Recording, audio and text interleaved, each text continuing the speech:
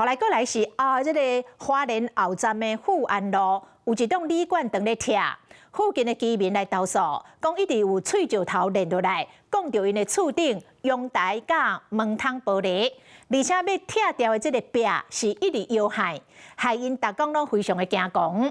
工程员是出面来赔会，讲因是甲这个壁面扭入去，毋是塞出来，所以未倒过住户迄边，请居民放心。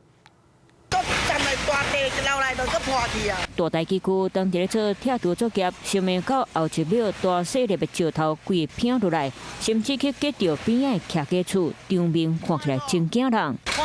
民众惊到骹手毛，力踹手机要翕，就摕袂稳，就含即字倒壁。哇，整片都在摇。风轻轻啊吹过，规倒壁就亲像暴力死的纸，真柔软。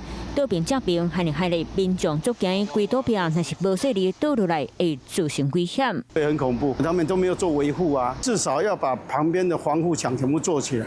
对，不要把石头打到我们这边。事发地点就伫咧花莲后站富安路某一栋旅馆，当地居民指控旅馆即马当伫咧拆除，不过现场竟然有石头击落来。实际来讲，徛家厝的装备影现场嘛是贵如假假，然后真侪块石头四散落，就含窗门玻璃嘛，叫击甲离开。头小心哦。 哦，破掉啊！居民表示无奈，因为因兜的窗仔门缝击破一空，逐工听到咧讲咧喊的声音，就惊甲爆甲嘴。然后玻璃也打破了，这一段时间都心惊胆跳的。我是往里面拉，我不可能往外推啦。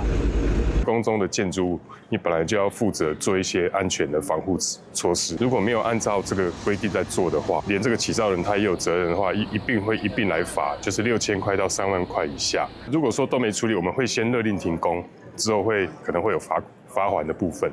这个会请监管单位来赶快来尽速了解这个事情。居民等工地转头，敢希望相关单位赶紧处理，确保拆除工程完成，幸福当地居民原有平静的生活环境。你好，我是宋彦明。想掌握最及时的新闻资讯吗？赶紧订阅、按赞、开启小铃铛，锁定华视新闻 YouTube 频道。